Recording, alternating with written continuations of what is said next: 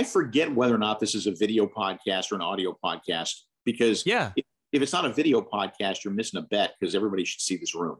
I know. I appreciate it. Thank you. No, normally it's video. We're fully into Lazarus Planet Alpha. I got a chance to read that. I remember the days of just like issue 1 and then right.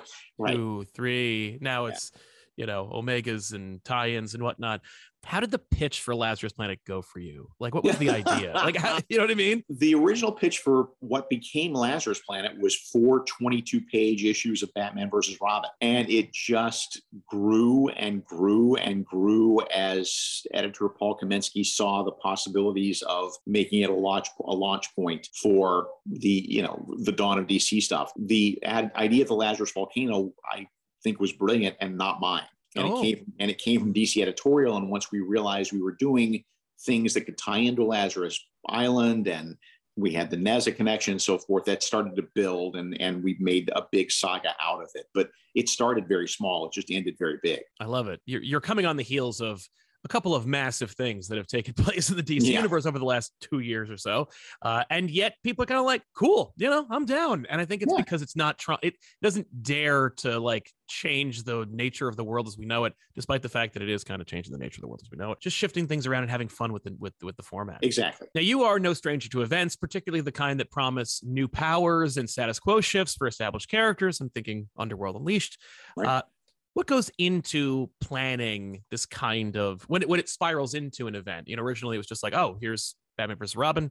Now it's an event. Would you say that despite the fact that it's collaborative work, you're kind of architecting this kind of thing? Not as heavily as some other events in the past. A lot of it was editorially driven in a good way, editorially driven in the sense that it lined up nicely with, I have a mechanism by which you can change characters however you want. And it was editorial and various other writers who were then coming to the table going, hey, let's do something with Raven. Hey, let's do something with Mary Marvel. Hey, let's do something with Cyborg or what have you. We backed into that. You show me the characters you want to see something happen to.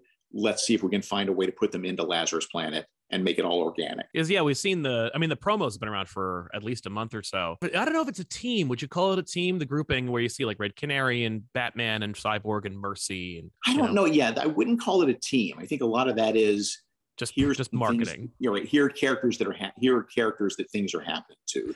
Gotcha. The core teams in Lazarus Alpha are, of course, Supergirl, Blue Devil, Batman, Talia, and then Zatanna, Mary, Cyborg, Beetle, Power Girl, and the characters they run across along the way are just absorbed into the story, like Poison Ivy and Swamp Thing, for instance. I love that. Right, who don't play an enormous part in the story, but are key players. I mean, they all have something to do that is unique to them. And I love how they happen upon them. They're like, "Whoa!" Almost as though they go, "Hey, I didn't know there was a Poison Ivy Swamp Thing tie into this event here." And they're like, "No, they're just in it." Lazarus Planet allows for a ton of different points of view, I think, in this event. Yes. But looking at the checklist, it's surprisingly tight for the amount of characters that could be and are affected by it. It's largely just like kind of one shots and occasional tie-ins. Was your intent, or was the idea when it became an event, to be kind of like tight and compact and really only affect a few characters, or were you kind of like, well, man, if we're going to make this event, let's go crazy with it? Like it was somewhere in between. It was, all right, I've come up with a mechanism by which you can do whatever you want to with these characters, and it all makes sense because it's math. Those are the kind of stipulations as a writer that I like from a crossover when somebody else heads it up.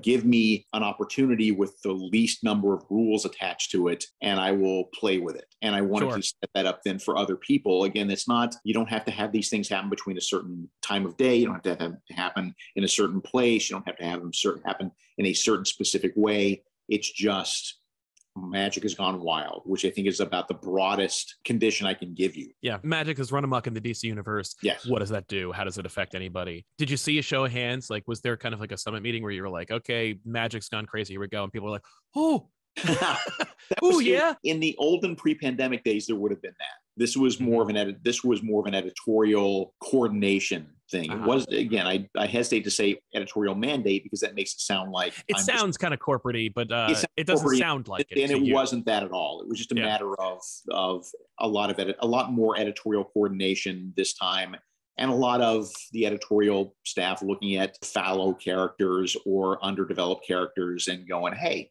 maybe there's something to be done here. Interesting you should mention that, because I notice immediately a real heavy use of Monkey Prince, who's a pretty new character. I assume you've read Superman Smashes the Klan. Yeah. Oh, yeah. How have your conversations with Gene Luen Yang been with respect to incorporating his character and getting him involved in this whole thing? I mean, I want to say his character. I mean, he was pretty much, you know. Look, he's been the VIP here. I don't think I could have done all this without Gene, because what we had discovered as I was working on Batman, Superman, World's Finest, is that we were both sort of approaching the same bit of ancient mythology from different directions. And when we realized that, we decided to work together on it. And making Monkey Prince such a huge part of Lazarus Planet only makes sense, especially when you read the backups that are written by Gene, which do a lot of the heavy lifting when it comes to explaining the original relationships between King Firebull, Neza, Monkey King, Monkey Prince, all of these characters. Yeah. I just like seeing it. It's just kind of fun. My wife is a huge fan of that book, and she was like, hey, look at Monkey Prince. Like, I wonder if he'll actually do anything. And then seeing him, like, I don't even know if you can even call it retconning at this point because of how new the character is. Right. But kind of just establishing his involvement and history with this makes him hopefully get on more people's radar, because he is a really fun character, and hopefully I hope so. He is a really fun character, and whatever I can do to throw the spotlight on that character, I'm more than happy to do. He's also a big player in Batman Robin 5. Oh, great. Apropos of Superman, because I mentioned Smashes the Klan, your involvement with him. I had a chance, just switching gears a little bit, to glance at the Superman Birthright Deluxe Edition. Have you had a chance to get a copy of that? Yeah. Oh, it's such a beautiful book. Isn't it? Beautiful book. Yeah. How nice is it to see it on the shelf like that? It's just, it really is. I mean, there exactly. I mean, there's, there've been releases before, but the reproduction on this one, the production values on this one they're just much more beautiful. Can you tell us a little bit about what's inside? Because I just kind of want to tease it a little bit, because I just Yeah, sure. I mean, it's yes, there's a new afterword by me. There you go. Okay. I don't know if I've ever actually gotten your thoughts on the kind of huge seismic shifts on the Superman family since your return, particularly John, his incorporation and ascension to prominence. It must be especially interesting to you and kind of juicy as a writer to kind of be like, oh, Superman has a son now. Yeah, and frankly, the outcome of Lazarus Planet for him is going to be probably the biggest get from Lazarus Planet. Yeah. I mean, a lot of characters are affected. A lot of them are elevated. A lot of them are changed. But John is probably the biggest alteration that happens out of Lazarus Planet. And what they got planned for him, I think, is really brilliant. Yeah. Because it doesn't diminish him. It just changes him. Right. There are some heavy hints about his power set changing within this event. I mean, I think we've seen the art. He's going electric blue. At least, yeah. I mean, it looks like he's, like, cosmetically speaking. There's certainly hints of the ice skater costume, yes, but I don't think they're going full speed skater as they were before. Can you tease not what's coming for DC specifically, but what's coming for Mark Waid in the coming year after that? There is yet another. Well, let's see. We've got Shazam. Obviously, we have World's Finest. We have the Brian Hitch Black Label book we've been talking about. As soon as I get off my butt and finish that last script. And there is another. There is another very exciting to me, very fun, a bunch of characters I've never really touched before, a team I've never touched before, that I'm very much looking forward to launching in the summertime. Ooh, that's really exciting. Looking at the timeline for Dawn of DC, just seeing how, like, Lazarus Planet kind of kicks it off. Yeah.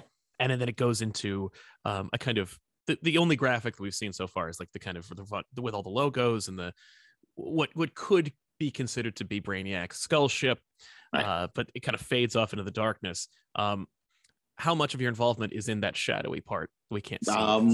A little bit is in the shadowy part, but to be honest, I enjoy being surprised as much as the next person. So a lot of that is stuff that Paul Kaminsky will start to tell me about, and I will be telling him, no, I let me be surprised. Let me enjoy. I don't need to know everything that's happening in the next year. I want to be a reader as well. Fair. Man, that must be such a catch-22 to work on these massive things, to work on these characters, and yet to also be a fan of them and to be excited about where they're going, and, you know, to have an influence over where they might be heading and going, oh no, I did this story and does it affect them? Because I was just reading that story and I'm really looking forward to where that's going. But I hate this question because I think it's so lazy, but I'll ask it anyway, just because we're here. Is there anything that no one's asked about Lazarus Planet? You're kind of like, I can't believe no one's asked this yet. I kind of want to talk about it. People are not talking nearly enough about Riccardo Federici and the work he's doing on this book. It is phenomenal. It is, his style is unlike any artist I've ever worked with. And I didn't know how that was going to work because I'm not used to working with someone with that approach. Yeah. But it so works. I was so curious to how he was going to interpret the scripts, and more so than a lot of artists I've worked with, his interpretation is not what I'm seeing in my head, but that is not a fault. It is actually it is not a bug. It's a feature, because he's surprising me, and in a good way. He's taking visuals that I had pictured, in one way, and doing it in a completely different way, but in a way that actually makes them stronger and better. Absolutely. No, that's something that we haven't had a chance to talk about. Overall, is the kind of fantasy nature of this book, and how it reminds me like a Frazetta book. Like, it's just that gorgeous. Yeah, exactly. And it lends itself to that kind of thing because, of course, we're talking about magic, and we're talking about at least some element of fantasy. But seeing it rendering characters like Batman and characters that are more street level, a little bit more literal. It's really cool. No, it's a gorgeous book. Yeah, great pairing. I assume that was it wasn't so much that you picked him out so much as that was like, hey, Federici's available, we're gonna do this. And it ended up a great call. Yeah, but a lucky accident. That's exciting. Mark, thanks so much for hanging out with me. Thank you, everybody, for watching. We'll see you guys next time with another episode.